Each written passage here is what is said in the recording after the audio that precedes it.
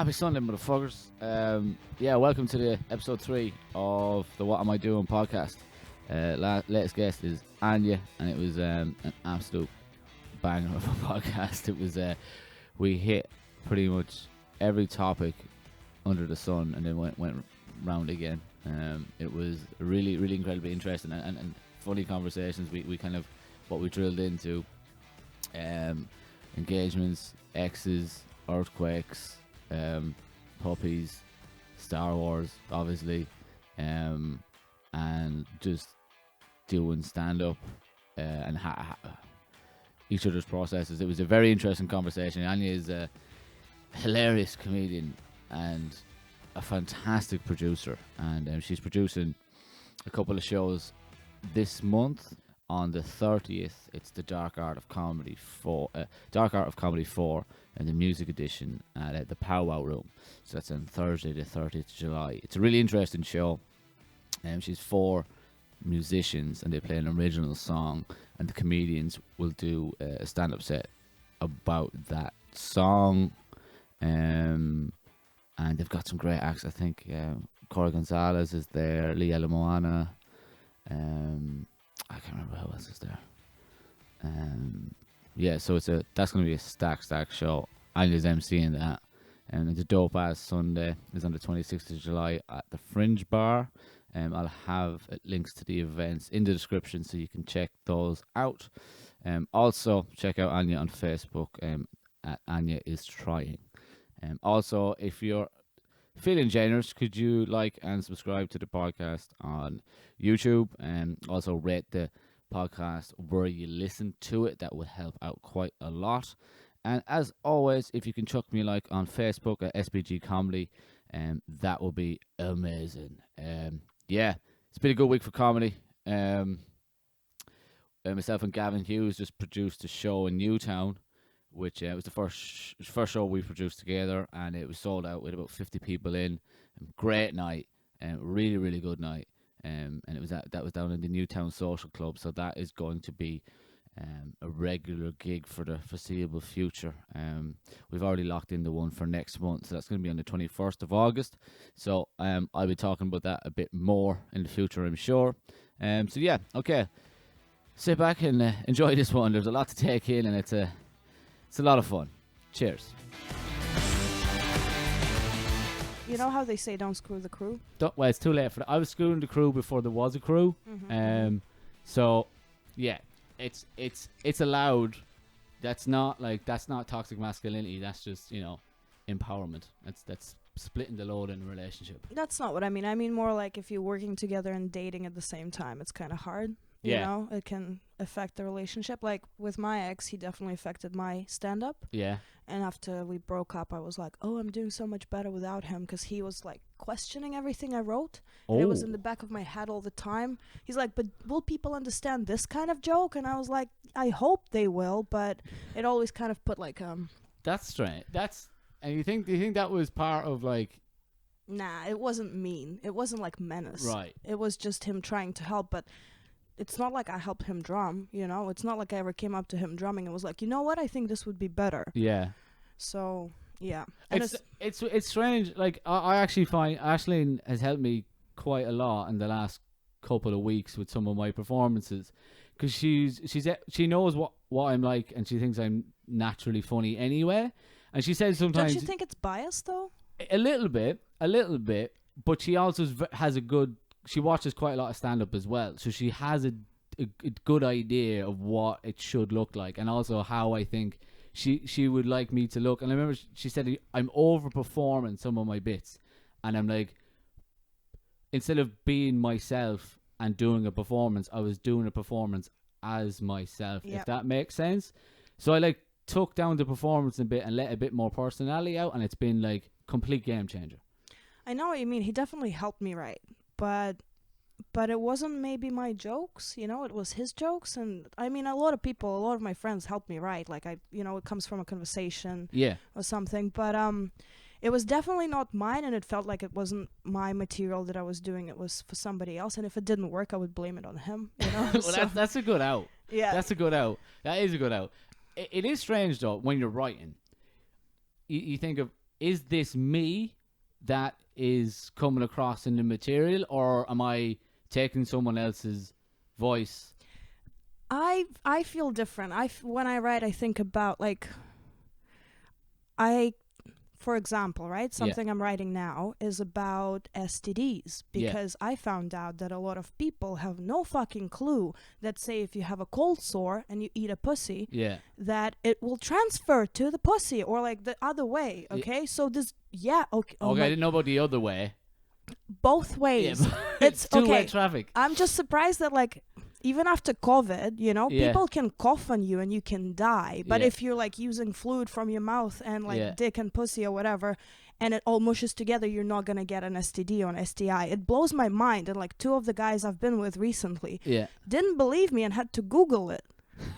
And I'm mind blown. So like I see that there's plenty morons, right? And I want to help. I want to teach in my stand-up, but also so I come up with an idea and then I try to come up with something funny, and if I personally crack up about it, then it's worth it, And is that what you try and do? Do you try and like educate people? You try and teach? Always, that's cool. Always. I always thought stand-up for me was like, I never enjoyed, I don't know, weather jokes or some shit like that. What's his name? Jim Gaffigan. Jim Gaffigan. Yeah, I'm not a fan at all. I couldn't even do 10 minutes of his stand-up. I actually really like Jim Gaffigan. It was funny. I got into him like 4 or 5 years ago, and I watched this. It was so different from everything I'd watched. I was like, this. His latest special, I did find a bit like the same, but he's so good at what he does. But I know what you mean. It's like, but it's like, that's kind of the beauty of comedy. You've so many different ways of doing it. And I think he explained something. He was on a podcast and he explained something. He's like, he can do really dark jokes, but his act is his act. And if he does a really dark joke, he has nowhere to, like, he goes, if I do a cancer joke, I have nowhere to go back after that if I start talking about avocados. And he just did a worldwide tour talking about avocados. So like, he's like, I found myself in the middle just doing like general humor comedy because it appeals to more people. Yeah, I know that, like, not trying to compare, but I know that I'm a particular niche. Yeah, no. So I'm like, not trying to make comparisons. I'm just like like, I'm not a fan of puppies. Like, I hate dogs. I don't like puppies. I don't like all that cute stuff. I like tarantulas, iguanas, reptiles, whatever gross. I want to have a bolt cat and I want to call it Satan. Okay. I'm just not a fan of all that lovey-dovey stuff. So like, whatever is pop, basically pop. I don't like that. What pop? Pop, like pop culture. Pop culture. Yeah, okay. I mean, I'm covered in Star Wars, but still pop culture. Yeah, exactly. Okay, not Star Wars. That somehow missed. So what's the obsession with? You're obsessed with Star Wars. You're the only person who has the walk-on music of the Imperial March, and you've kept that pretty much all the time. I've twerked to it too. Yeah, for like too long. I remember that was so much fun. I remember seeing a picture of that. Was that at one of the 100% Wrong the first time? Was it? When Neil did the first 100% Wrong, it was the same day. It was on a Saturday. It was the same day Eminem was performing in Wellington. Oh yeah, man, that and I rewrote some of his lyrics and I performed it while Eminem was performing at the same time in like a stadium. I was so fucking proud. That was cool. Cool. Like one broke ass stripper. I remember that night. I was working in a bar at the time, and I'd somehow managed to get that night off that he was in, but I was working like the day before, and I was walking home from work, and the whole city of Wellington was like, it was like the Purge, that movie. Yeah. It was just loads of 17-year-olds getting sick in doorsteps, and it was like 10 o'clock. I'm like, the concert's not until tomorrow. Then I realized we're halfway across the world and nobody comes here to do a gig. Nope. So like, people were flying in from Australia, and people were like, all the hotels were booked out for like 40 miles around. I would do the same to go see like System of a Down if they were in Australia. I would definitely go. I'd go see. I would. I'd go watch Gorillaz 100%. Yeah. There's definitely a few bands. I've never seen the Gorillaz. Neither. No, and I've seen a lot, because when I was like, when Gorillaz, I think I missed some System of a Down, but I saw Rage Against the Machine in 2008. I saw POD. Oh, fuck. I thought they were so fucking heavy when I was younger. They were so Christian. They were a man. Christian. I didn't know they were a Christian rock band. I was like, they're didn't know talking that. about death, mom, and they're like, you know, they're a Christian rock band. I was like, what? No. Like, I know a guy, like a Russian guy, and he lives here in Wellington. He's in a Christian metal band. And it's like friendship and love. You know, it's pretty amazing. It's dope music. It's just the idea is a bit wrong. You know. It's a strange one. It's like you can't have your cake and eat it. You know what I mean? You know, you can't. Well, yeah. But so you're from you're Russian. You're from Russia. How'd you end up here? I was like 19 back home in Russia. I got kicked out of uni. I was studying international relations and it wasn't going so well. I always wanted to study film. And I met this dude. We got engaged. I was 19. He was like 22, you know, as it goes. Like, it's been a month. We dated a month and we got engaged. And then he was like, I'm actually moving to New Zealand to study English and photography. And he moved for half a year here and I was waiting to like apply to Christchurch. I got enrolled. We moved in February 2011, which was 4 days before the February earthquake, and I was right in the middle of it. Oh, were you? Yeah. It was my 4th day in New Zealand. Fuck. I just went to I just met people I was about to study with for a year, and I was studying film finally, like digital video post-production. And the earthquake happened on a lunch break, and then I could go back home, but I decided to stay because, if I'm honest, earthquakes are still better than Russia. So how bad was it? Like it was bad, man. I was in Morehouse Street, if anybody knows, at like Countdown, and we just entered, so I was in a veggie area, and I remember just like melons and watermelons just crashing, and my ex like grabbing me out, and there was a petrol station right outside, and it was just like massive cracks in the ground, and it's called liquidation, I think. It's no like one cares. this like there's no scientists listening to this. It's like this gray liquid goo that comes out of the cracks, and it was everywhere. But like the earthquake, the main one was bad, but the scarier thing was when we were walking. I don't really know the streets, like the names of the streets, because they don't exist anymore. Oh yeah, fuck. But like, it was a street kind of looking like Cuba Street, and we were like holding hands and running while the aftershocks were just crashing the buildings on the side, and like people, blood, dogs, and everything just like Jesus. crushed. And we I remember, because he was studying photography, we sneaked into our place, got like passports, whatever we needed. He got his camera, and we got into the center of the city and I have so many photos of like devastation, you know. And then graduated. Both of us stayed together. Took a lot of pictures of death and destruction. Graduated, you know. It's been like 10 years. There's still PTSD, to be honest. Like, oh fuck yeah. Where I live in Russia, I'm almost in the middle. Like, I'm from the Ural Mountains. Yeah. And it's on the border with Kazakhstan, so it's like the middle of the tectonic plate. We never ever had earthquakes, but my hometown has trams. Yeah. And when a tram approaches, it kind of like the ground shakes a little bit. Yeah. And when I went to visit, I lost it. Like I had whole like panic attacks fully because I thought it's happening there as well. I obviously we don't get earthquakes in Ireland, and when I was traveling, we were in Indonesia on the Gili Islands. Yeah. And there was a really bad earthquake on those about, I think it must be 2 years ago now. And we were traveling at the time, and when you're backpacking, like all sense of time just is lost. And we got to Indonesia, and it's like, oh, we want to go on the Gili Islands. And we arrived on the Gili Islands, and we were walking around. You walk around it in like an hour. So we're walking around the island, and I was like, Jesus, this is really falling to shit. It's like, what's gone on here? And then like the next morning, I felt my first earthquake. And I went through life without really having a fear, something that shakes me. And I was, after that, or it lasted maybe 9 seconds, and I was like, okay, so we're booking the tickets home now. Done. I'm done. I'm out.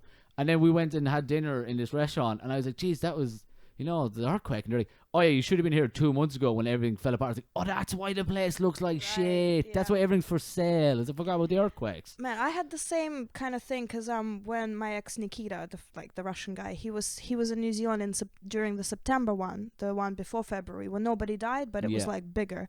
And I remember us Skyping and him just shitting himself and me laughing because I've never been in an earthquake. And Yeah. I was like, whatever, shit is shaking, Yeah. you know. And I think, I don't know, karma or whatever, you know. But yeah, earthquakes. Then like we dated for a year. I graduated, and then we broke up because, well, don't date a Russian guy. And I moved to Wellington. Yeah. So did you start comedy here? Yeah, in Wellington. You started comedy here, like me. Yeah. Why did you start comedy? So Okay, I'm gonna ask I you. got I'm dumped, asking, man. I got dumped. I got dumped hard by like two of my favorite people, my best friend and my ex. And I just wrote a bunch of shit about both of them, and I thought it was hilarious. I remember I was on a bus to Auckland, and I was tripping balls because it was like New Year's, you know, whatever. Yeah. We're going to like not Twisted, not Rhythm and Vine, some shit like that, Northern Bass, right? Okay. I remember just tripping balls on the bus and writing so many jokes that I really wanted. I remember writing about like how Jesus is fake because he's a magician, and that he like just found a bunch of mushrooms, gave it to people in the water, and then Yeah. you know they all said they're tripping, and Yeah. he's like magic, you Yeah. know. I remember writing something like that, and then a lot of stuff about my ex, Fat Matt, and yeah, I moved in with a friend who lived with Rachel Rouge, which is an amazing producer. She does the Menagerie. Oh, I've seen those posters. Yeah. Yeah, I've seen those posters. Yeah. She's amazing, and I had no clue that women can even do stand up, and she introduced me to it. And I saw a girl like play ukulele. I saw a girl that I actually had shows with later, Yeah. Saran. Well, a person. Sorry, they are non-binary, and I booked a Raw Meat Monday, and I had 2 months to prepare. Yeah. I went to every Raw Meat Monday, and I wrote down what I don't like, what not to say. Watched a bunch of Louis C.K. Yeah. at that point. I think that's an important part about start, because when I was starting, the starting point, I didn't know where, like, how do you go about starting? I know you. How did you know that you're funny enough to go and talk about it on stage? Basically, I think the question is. And I heard from, they would laugh at shit that I just say normally, and I had no Yeah. clue why. And I think it's partially because of Russian upbringing or whatever, and Yeah. mind work, Yeah. you know. But like I think the thing that made doing stand up kind of seem achievable was going to open mics and going, oh, I can do that. Yeah, they fail. I can Yeah, do that. I know I can do that. That's that was the most important thing to me about doing stand up, because the only stand up I'd seen was Netflix specials, and like going to see pro comedians, and I'd gone to the odd what I call semi-pro show in Dublin. And then I was listening to a Joe Rogan episode, and he's like, how he did it is he went to an open mic, and it was like, oh, and he's like, oh, I can do this, and I did exactly the same thing, and went, oh. Do you have many friends who went to open mics and were like, I can do it? I had never one did? friend. I had one friend who done it before, and he was like, I'll go with you, and we'll do it together. Mm-hmm. And like, he's probably one of the only reasons like I actually went and followed through with it, because I was like, none of my friends had ever done anything like that. I've many friends who were performers. I had a friend who like loads of friends who were musicians, DJs. I had a friend who was like doing it like carnival acts, eat light bulbs and all that kind of shit. What? Eat light bulbs and fucking put nails up his nose, Right, the whole right. thing. But no stand-up comedians, absolutely none. And then I met Brian, and he was like, oh yeah, I did it. I used to do it, for fun. And I was like, for fun? I was like, yeah, I just did it once every... I reckon partially for fun. It's like, for me, something special about stand-up after like 7 years is I still get so nothing else makes me this nervous. Like going on a first date makes me this nervous. Yeah. But I can't go on this many first dates, So it makes me nervous like nothing else. Like jumping off a plane, kind of vibe.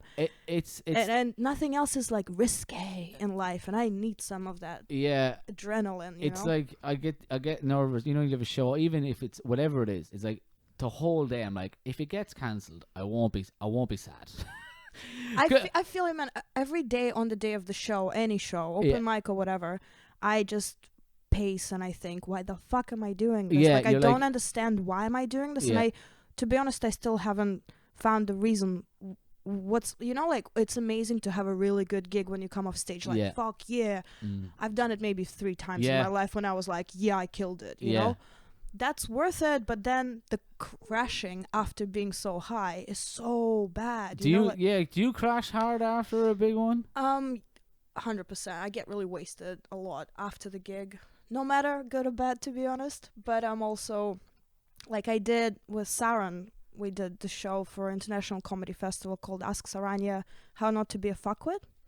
I And- think I seen posters for Yeah, that. and the second year we did Ask Saranya Asks Still a Fuckwit. Yeah. And the second show, we had 5 shows in Wellington, 5 shows in Auckland, and then I put myself on another show in Auckland, so I had like 11 shows in 14 days. And they were like hour shows and stuff. And were you doing your own hour at it? we did half an hour Oh, each. half an hour each, Yeah, okay, we were cool. just like we Yeah. played ukulele and bantered of each other. Yeah, and, you know, yeah. deep stuff. And then I remember Hard coming. hitting comedy right there. Yeah. I remember. What were you teaching people back then? Just how to Play a well, little they were teaching them people about how non-binary works. For example, I remember I wrote a lot about like harassment, like taxi drivers harassing me. Yeah. Then me talking to cops and the taxi companies are like divorced parents, like talk to them.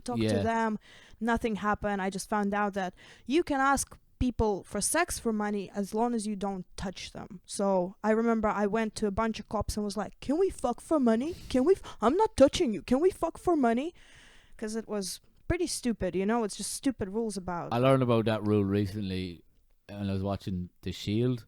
It's an old TV show. Yeah. I was like, they were like, oh, yeah, you can let them touch your dicks now. And then they were like, to catch the prostitutes, they were like, let me touch it. And then they touch it, and then they like sit on arrest. I was like, oh, I didn't know that was a rule. Anyway, it was education. The show was like 20 years old, but I learned something from it. Yeah, man. So yeah, we wrote a show like that, and I remember after like those 11 performances, the last one was in Wellington. I invited all my mates after the show to my house, and we smoked a massive blunt, and I was like, everybody get the fuck out of my house. I crashed, like, I remember like greening myself out, which I thought is impossible. Yeah. And then just like kind of like puking, and I remember just like flashbacks to crowds clapping, crowds like not laughing, just the same joke 5 days in a row. The same joke works so differently, and it's so, you know, it's hard to That's grasp. a weird one when you do it. Like, I'm doing a joke, and it sometimes it's like gets a big laugh, big clap, and sometimes people go, hi, yeah. And I'm like, what?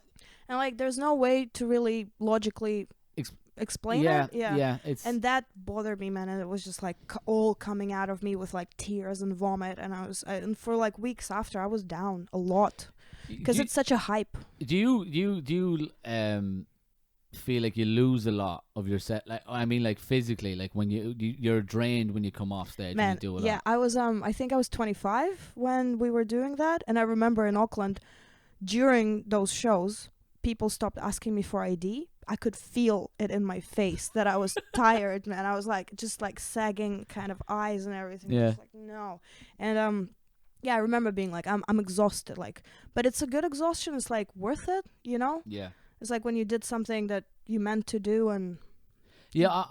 paid. Yeah. No, but it can be really draining doing it, and especially I've never done a run like that where you're doing like 11 shows in 11 14 shows days. in 2 weeks. Yeah, that's like I hear people talking about doing Fringe and like when you do like their hour 30 times. Yeah, I didn't believe that you could die like that, you know, like after that you're so exhausted, you can't write, you don't want to be around people at all, because it's the same way. Okay, so I don't gig and go to work because I work at night. Yeah.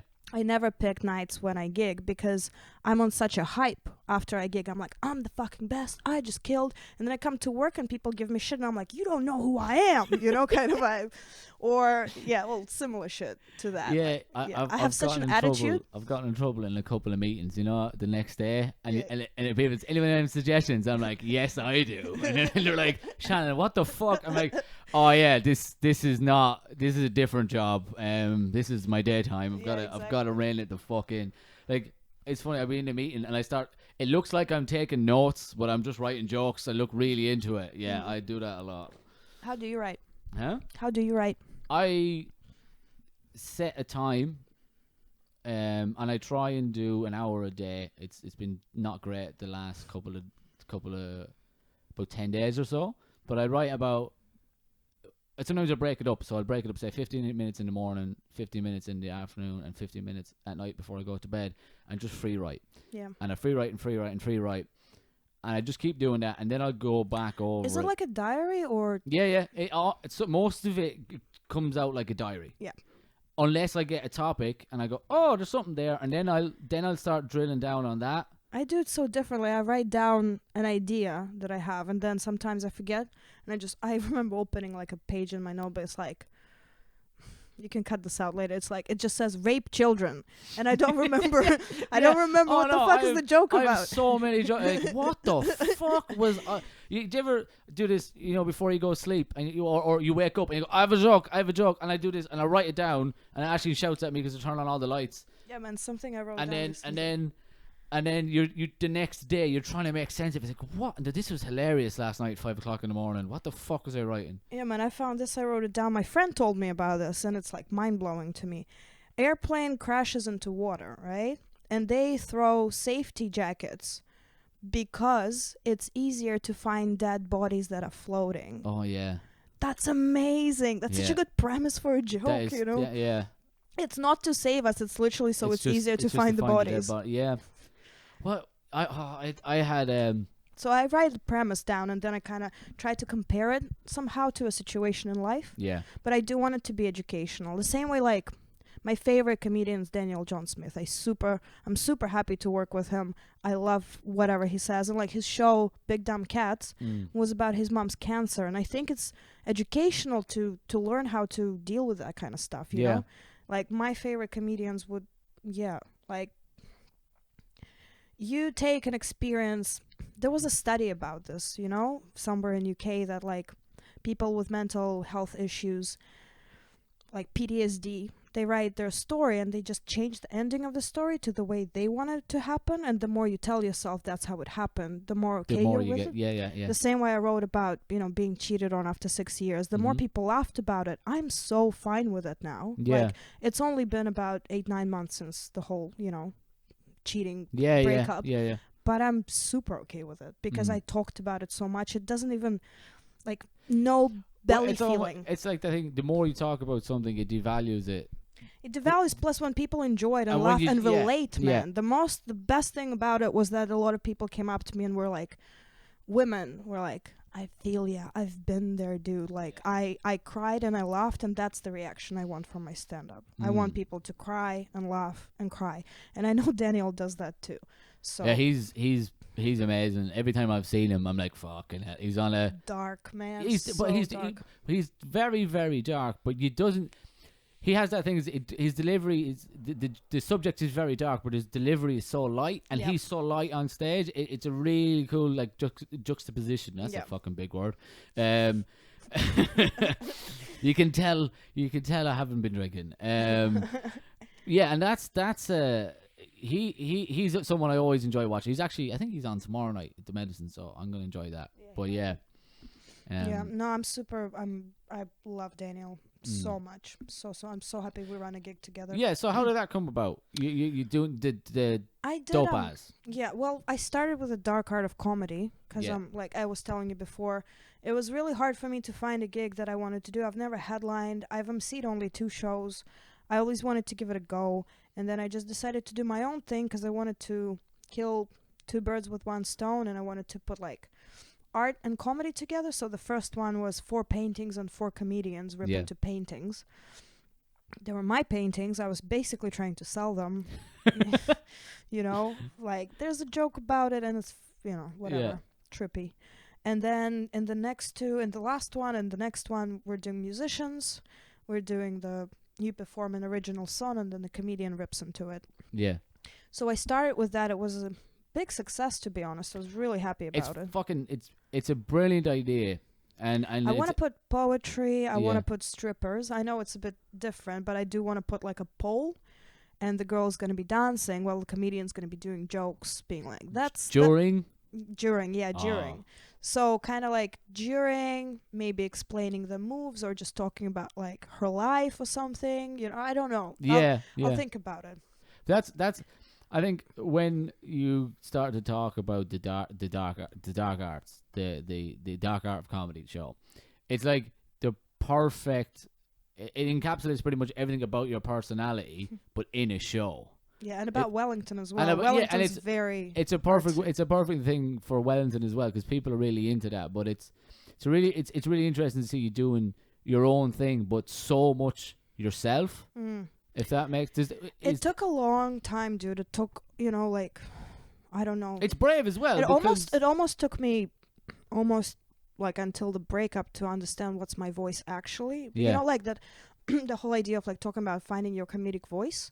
Because I noticed, like, I watch Ali Wong and I pick up her pace. Or like I watch somebody else and I pick up their pace. Like I watch too much Bill Burr, I'm gonna start yelling in the fucking microphone, Yeah. So I kind of tried to find my own. It was really hard. I've stopped, like, on that. I've stopped listening to a podcast because Tim Dillon. If you haven't, yes, Life in the Big City. His rants he goes on, I would find myself writing those rants. Yeah. And writing like that, and writing stuff about what he'd, not exactly what he'd be talking about the podcast, but I'd take his style into my writing style, and I would go, I can't do this on stage. I suppose it's because us comedians or whoever artists have to adapt to people and relate. So we, it's the same way when you start dating somebody, you kind of start dressing like them or liking the same music and this and that, and the same in comedy, I suppose. When you pick it up. That's why sometimes I refuse to go to amateur shows, because I don't want to pick up shit. Like, I don't want to pick up like those it was one of the first things I wrote down. I was like, don't do don't do because it's not attractive. It's not funny. I was doing a show last night and I left before the second half. One of the guys on the second half said to me, I don't know the guy, but he was like, hey, do you think I should start with the racist jokes? And I was like, no, buddy. I think maybe leave them for tonight. Fuck, man. Yeah. I mean, like, I asked my friends about doing the rape joke because I have so many fantastic rape jokes. I've heard.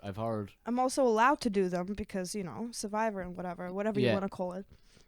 So, yeah, I asked Daniel because I was opening for him with that. Yeah. And he was like, well, you can do whatever you want because it happened. And I was like, yeah, I can.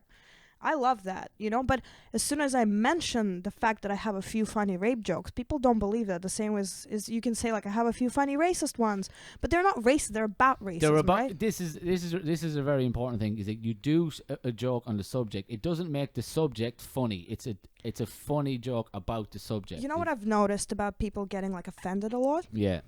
Oh, we're going in now on some stuff. This is getting good.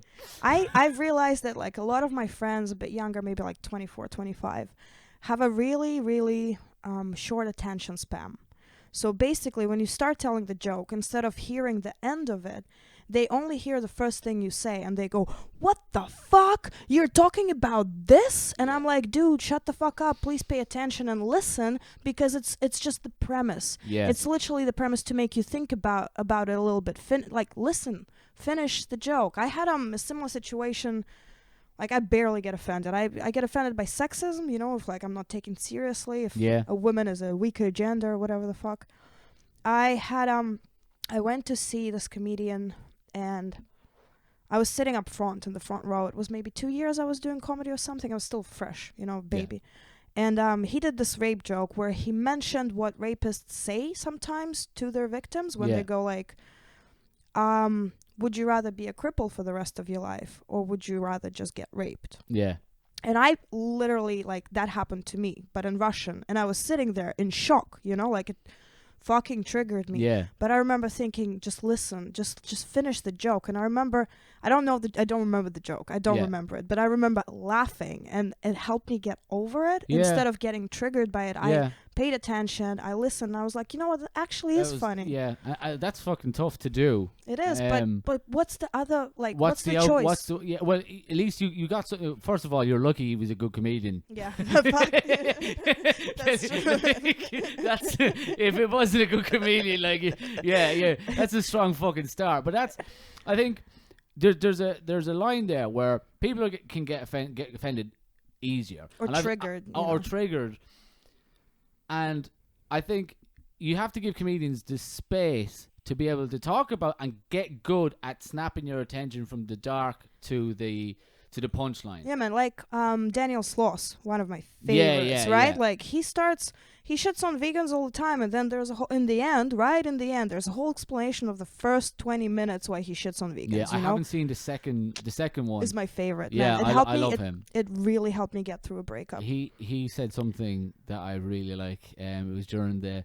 Everyone would come up to him after Edinburgh Fringe and goes, "Oh, that was really good." And he's like, "Yeah." He just started saying, "Yeah, I know, I'm really good at this." And then he just stopped the conversation. He's like, "I'm not doing this. Oh, thanks, man." He's like, Yeah. "No, I know I'm really good. Thank you." I love that, man. Yeah. Like his second one that you haven't seen, it's about relationships. Yeah. And I do love that so much. The whole idea of like, if you think you've met your soulmate, like look at the relationships. 99% of them end. You know. Yeah. And I offered a lot of people, a lot of my friends, in ish relationships to watch it. Because I was trying to, you know, I would never, I would never go to like a dude and be like, "Ooh, you got a girlfriend, I'm gonna steal you." I would never do that. Yeah. But I would highly recommend, if you're thinking about cheating on your girlfriend, maybe think about not being with her. Yeah, you know? yeah. Kind of vibe. It's something I overheard in work. Just the people behind me were like, "Oh, this I think this girl was talking to this guy. He's like, "Oh, I met your girlfriend last week. She's lovely." And for once in my life, I love if someone turned around and was like, "Oh, I met your girlfriend last week. She's a bit of a bitch." It's just for once to have that interaction where it's like, I know it's probably not going to happen in the office, but like I just. Well, dude, for example, right? Like something has been on my mind for a few days. One of my friends got proposed to, and the dude is a dick, right? Yeah. And he hates all of her friends. Like we don't see him, we don't know, like he's a fucking idiot, right? And he hates her, hates us, hates her friends, hates her job, hates everything. He's just like obsessed with her. This like 38-year-old cunt, right? Yeah. How old is she? She's 27. Ah, yeah, there we go. So, yeah. Yeah, there we go. Right? So, and I'm like, dude, okay, I get it. But also, are you going to say yes? Like, who's going to be your bridesmaid? Like, is your bridesmaid me going to hate, you know, your fiance or whatever? Like, how is this going to work? He doesn't let you talk to us. What? And he got a ring. What? So what? That's not that hard. It's not, You can buy them online now. Yeah, you can make your own. You can make. Yeah, I didn't do that. I didn't do that. No. Out of wood, just like. No. But yeah, I just don't understand that. You know, the relationship. It's funny. We were actually talking about this last night. She's addicted to that. You know, that Reddit subreddit, the relationship advice one. And she goes, "It's so funny. You listen to these like women, and they're like, they've been going out with this older guy." It's like, she's just 22. It's like, so, you know, I do everything for my boyfriend, and he's really controlling over me, and what should I do? And it's like, okay, I'm 22 and he's 40. I'm like, hey, look, age is just a number, but it does explain an awful lot. Yep. I always think it's weird when you have a much older dude with a younger woman, because it normally means that he thinks he can control her. And usually it turns out that they can, because the girl thinks that they're older, they know better, they're wiser, they have like, you know, baggage or whatever. It makes them more, but when you're younger, it's just, you're more malleable. Like, you can kind of just guide people away, and no matter how you, like, what age you are. I think if you're in your 20s, early 20s, and you're just dealing with someone older, you kind of assume that person has their best interest in you because they're older and they know a little bit more and they're more experienced. Yeah, it's bullshit though, you know, especially like if those men or whatever, for example, older men like 40s, 50s, if they just remembered how much of a moron they were when they were 18, 19, 20. Yeah. And like, oh, it's cool to date a 40-year-old woman, kind of, you know? But also, no, it's you're messing up with a kid in a way, you know? Yeah, you are. Like, it's very strange. Like, where I come from in Ireland, in the village, like, Like, oh yeah, no, it's like village. It's tiny, and Do you there's have like roads or is it yes, just gravel? we even have the internet. Okay. Oh, really? Fuck yeah, we got it in like 2 years ago. My hometown had its first McDonald's in 2007. Oh, we ain't got McDonald's. Okay, so no, we village. have a McDonald's in the town, but the town is like 10 minutes away. But there's a thing in the village where once a girl hits like 17, she's fair game, and she's fair game from 20-year-olds to 40 to 50-year-olds. Yep. It's all good. And because I have a younger sister, she's turning 21, and when I seen that shit going on, I'd be like, get the yeah, before I left, I went out and these guys were talking to one of her friends one night. It's like, oh, we're going off to the next town. You come with? And I was like, guy, fuck off. She's 17 and you're 40, and I'm pretty sure you have a wife. It's like, get the fuck. Yeah, no, man, it's a bit ridiculous, to be honest. But I don't know how it works really. No, I've never been into older people. No, I you really enjoy my own age and younger. I think I enjoy everybody. I do believe we can learn from younger and from older, but when it comes to obvious manipulation, that's what I look like. It's like, yeah, that's not the fucking move, you know? Yeah, that's basically what I see in that proposal to my friend. That's just manipulation to be like, you're gonna be mine forever. Hopefully we'll play this podcast at the wedding. I know. Oh my god. Yeah, imagine. Okay, I hate the dude. Imagine the speech I would give at the wedding. Oh, that'd be fantastic. That'd be amazing. I went to a wedding in February. 2 of my friends got married, and that was like very after the breakup. I was still really fresh. Yeah. And obviously, like, no true love. What the fuck are you doing? You know, and I was supposed to... She asked me to be her bridesmaid while I was still in a relationship. Yeah. And then I lived with them after the breakup for 2 months. They were so nice. They took me and, you know, took care of me and everything. But, I kind of was like, I can't do this. I'm supposed to give a speech as a bridesmaid about true love and forever. So she asked me not to be her bridesmaid. That was you know, people were like, "Are you okay?" I was like, "Thank fuck, man. Good. Thank fuck." Well, that's good. I like the fact that at least love. you're aware of it. You know what I mean? That I there's nothing I hate more when people are like really just self-unaware. That's not a word. But no, man. I suppose the hard part sometimes. Okay, kind of different topic, but something on my mind. Like a lot of my friends, I lost a few friends after the breakup, even though I was kind of. I was the cheated one. I lost them because they couldn't handle me as like a single girl. They didn't expect, you know, usually after a breakup you would just sit in bed for like 3 months or whatever, and I went out completely, just like mental every night, bottle of whiskey kind of vibe. And it was hard for a lot of people. I tried to write about it, but they're my friends, but I still want to write jokes You about had it. big fuck you energy around that time. I think that's the first time I met you around that time. And you were like, you had big... I remember you asked me for a cigarette, and you were like, I'll give you a $1. And I was like, no, it's okay, you can have it for free. Yeah, nah, I accidentally punched a mentally challenged person. Okay. At some point, I was sitting at the bar, just, you know, drunk, sad, crying, and he came up to me to ask for a smoke, and I was in my headphones, and he just bothered me a lot, and I just took them off and just pushed him away, almost under the bus. Yeah. And then I saw him later, and I found out that he was mentally challenged. Okay. And it was kind of like, look at what you're doing, dude, you know? Yeah. Well, so I flew myself to Bali, and I hated that. Oh, Bali's a shithole. Shithole, man. Never go there. Please, why would you go to a third world country for a vacation? It blows my mind. Like, there's a beautiful Hilton hotel, and then there's just slums. And, like, how can you drink lychee cocktails while it's so shit? You want to go there to help. You can't move because, we spent time there, and like, we traveled a lot of Southeast Asia. Mm-hmm. And we said, look, we'll fly into Bali because that's the best airport to go into. I had no interest in going, and we were kind of just going to tick it off the fucking box.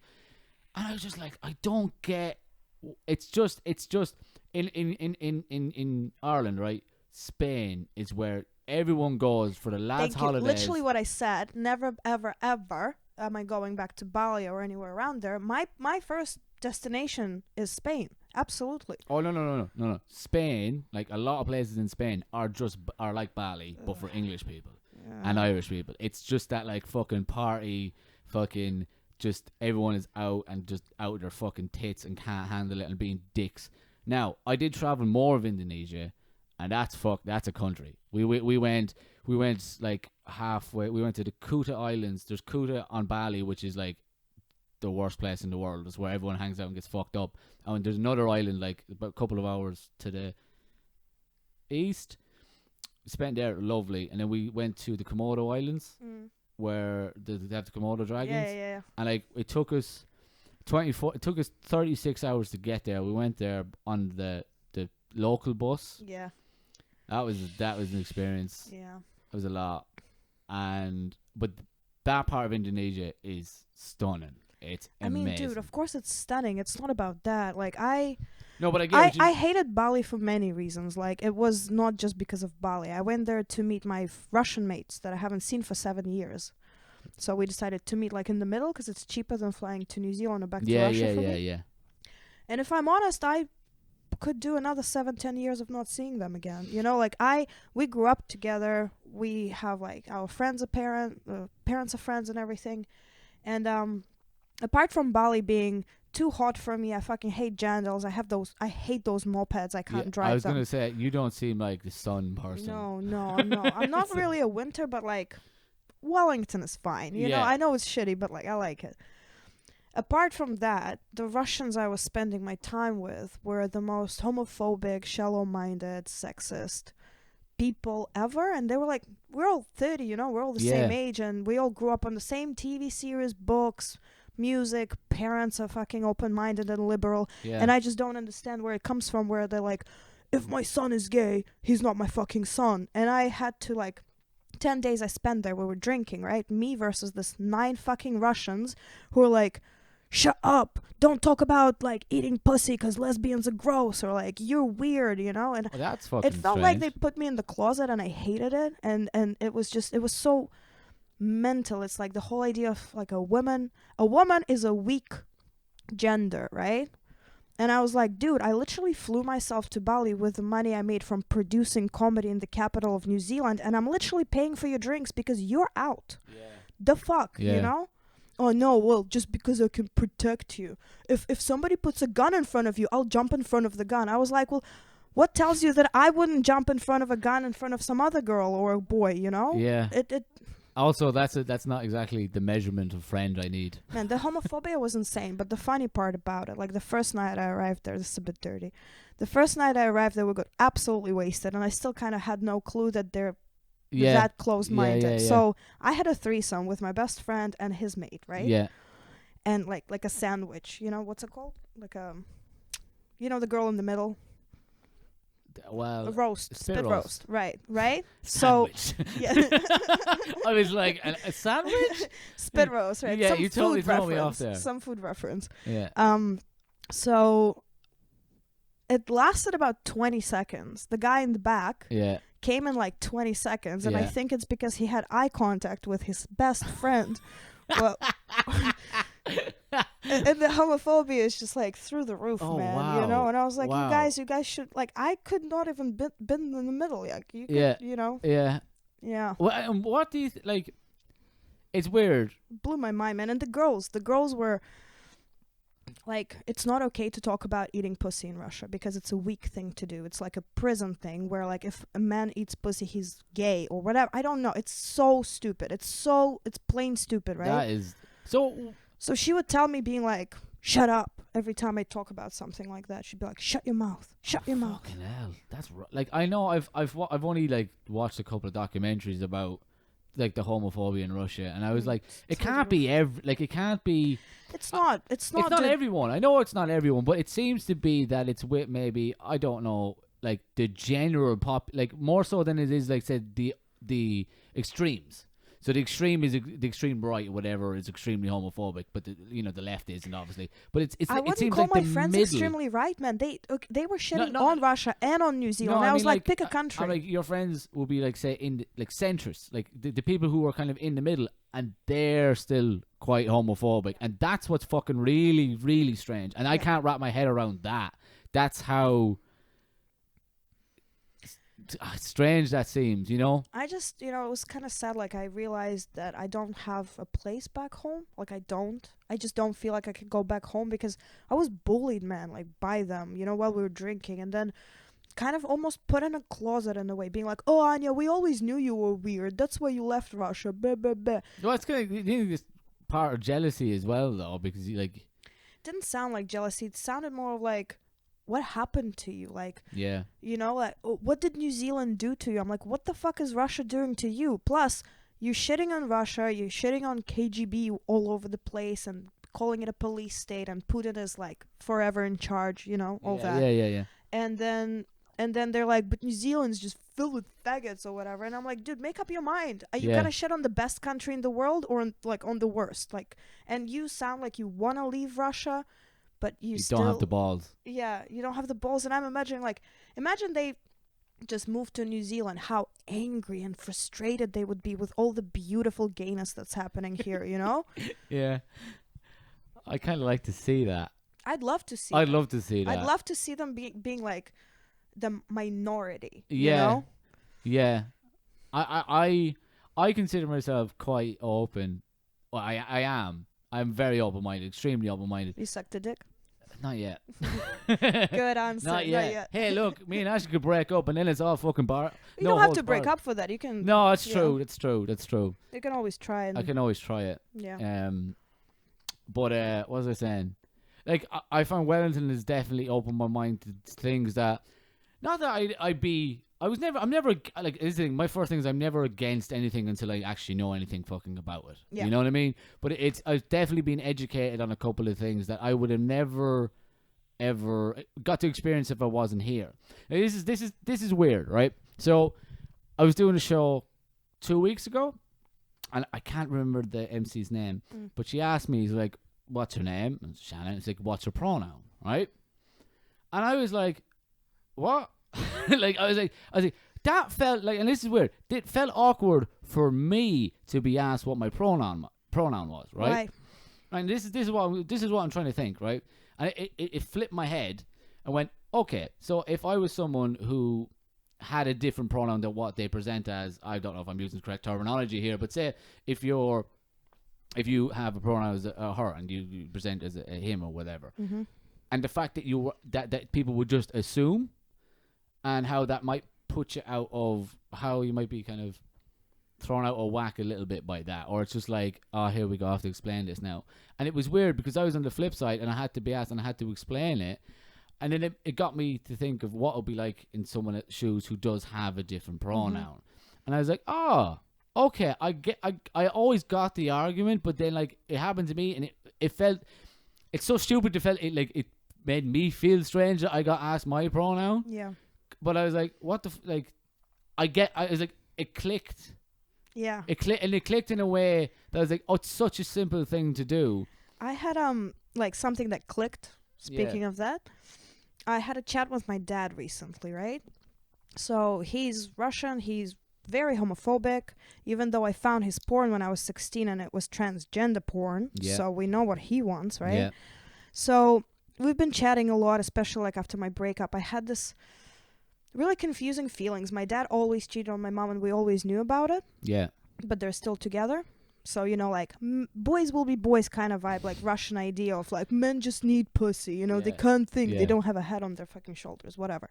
So we always knew that he's cheating. And he's always been really homophobic. We always had this like fights, like, just fights, I'd be like, I'm with my mate and he's like, I'm fucking meh. Yeah. So after the breakup, I didn't expect this, but I was really angry with my dad for cheating on my mom before, because I got cheated on, and I was really upset with my mom for not leaving him, because my first thought was like, get the fuck out of my life, Yeah. I deserve better. So we've been talking a lot about this, and recently I told you like I'm trying this open relationship thing, right? Yeah. So the way I'm processing it is like this. It's basically, and this is what clicked with my dad. We were chatting and I was like, I'm trying this open relationship, and I have a feeling that we've been conditioned to believe that monogamy is the way, sexually talking, like talking about sex, Yeah. not dating, not falling in love with people, but pure sex. Yeah.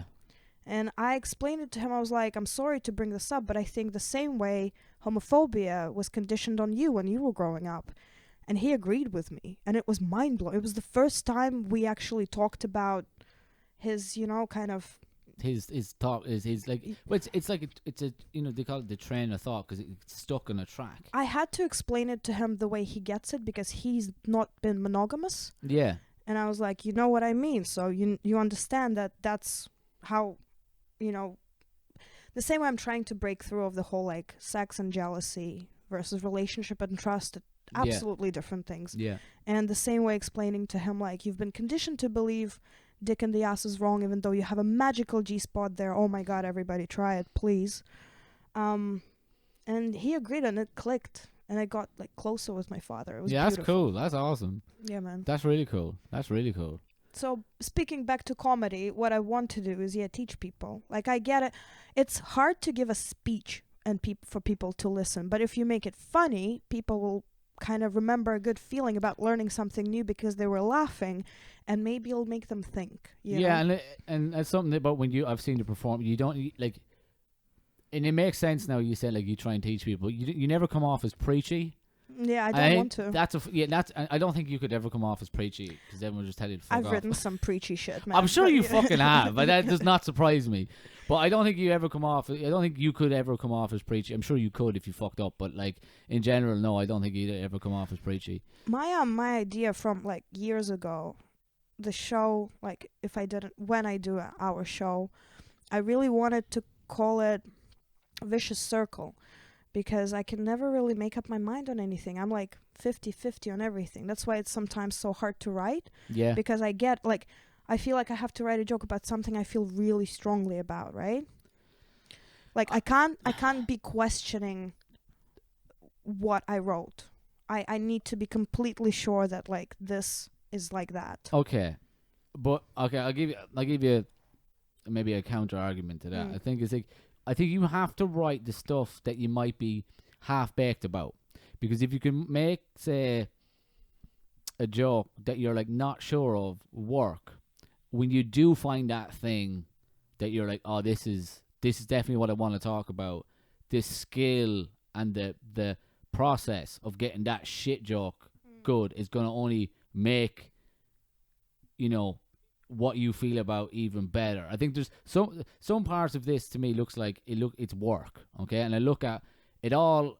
I can spend time writing a shit joke, but I don't have a good joke to write right now. So I'm gonna keep writing this shit joke, and I might use it, I might not. But when I do find something good, that's when the work starts to show for itself. Yeah. And that's something I've changed. I used to I'd only write when I found inspiration or something. That's how now I I just fucking write. Nah. And whatever comes out, comes out.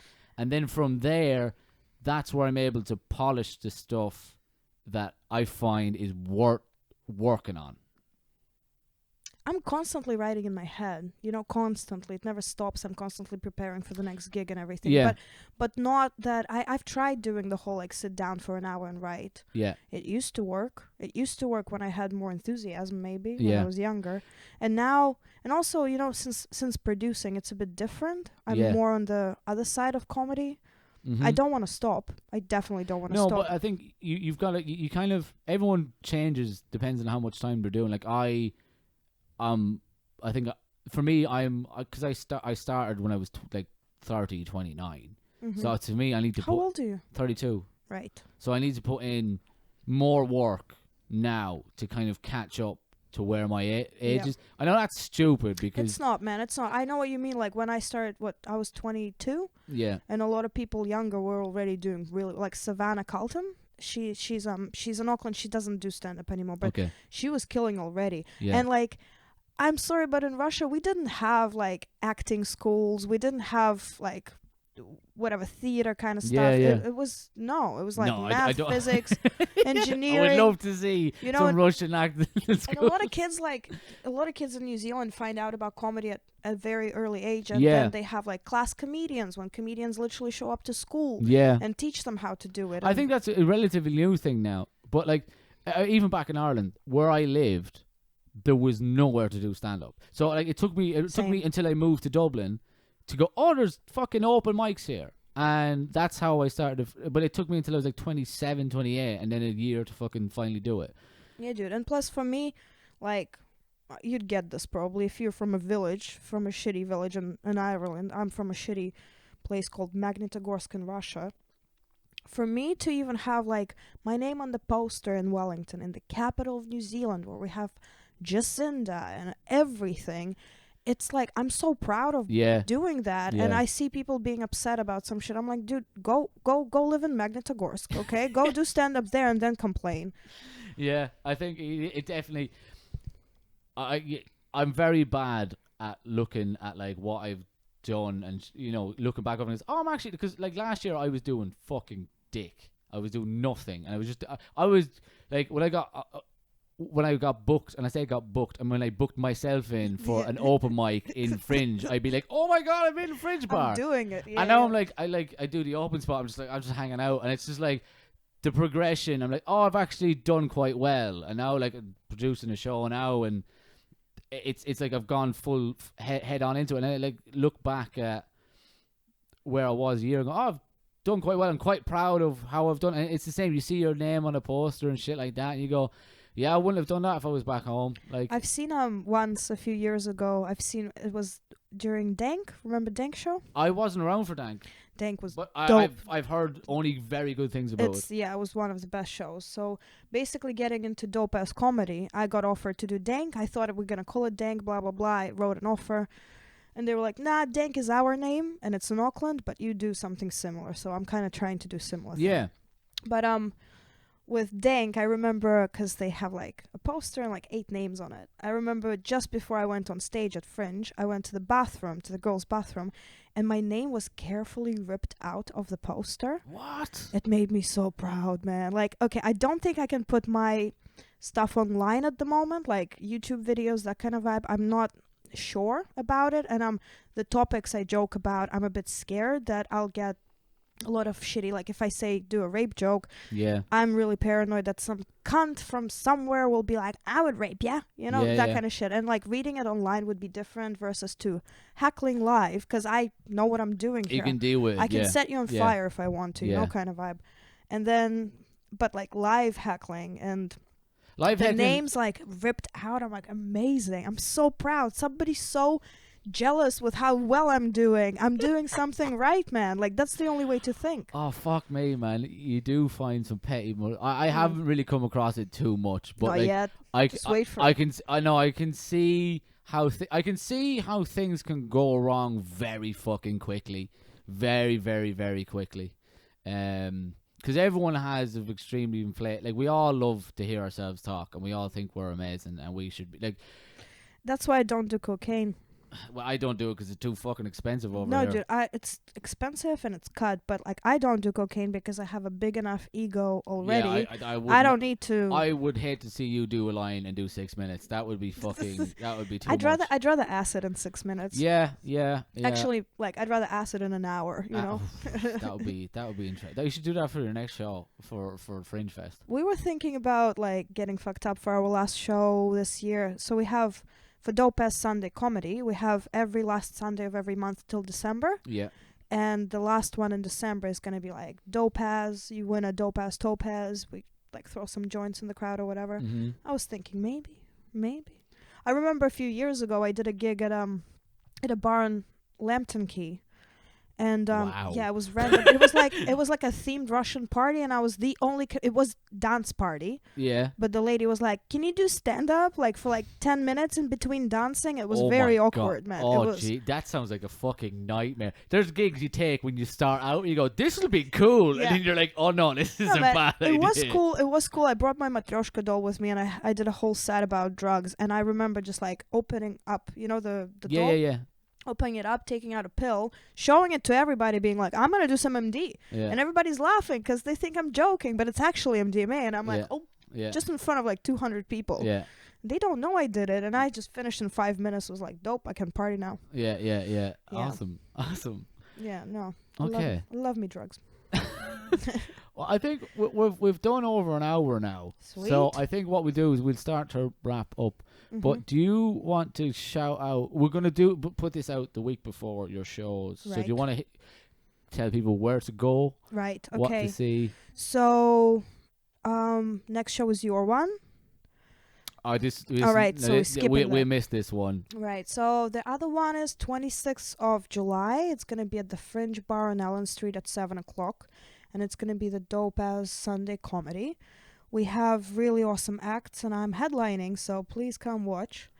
And then after that, the 30th of July at Pow Wow on the second floor above Dakota, I have a show called The Dark Art of Comedy, where I was supposed to hire 4 musicians, but they're fucking flaky musicians, so I hired 3. And 4 comics. A musician performs a song, then the comic has about 20 minutes to rip into the lyrics or do whatever, change the lyrics and re-sing the song, whatever they want. So that's the plan, and we have really epic acts. We have Corey Gonzalez McCure from What We Do in the Shadows and blah blah blah. You guys all know who he is. We have Leah Moana, who's one of my favorite comedians. He's hilarious, and he's a musician as well, so I think that's going to be super fun. And then we have Sarah Defsich. I love her. I can't wait to work with her again. And then I got Lorraine Ward because she's so dry and amazing, and I just can't wait for her to like joke about swag and rap, you know. Oh, that's going to be that. I will fucking pay to see that. I have Victoria Ferry. She's a musician. She's got an extremely beautiful voice. Then I got Jins Moss, who's my mate and a rapper. I don't know if you know him. Maybe. No. He's British.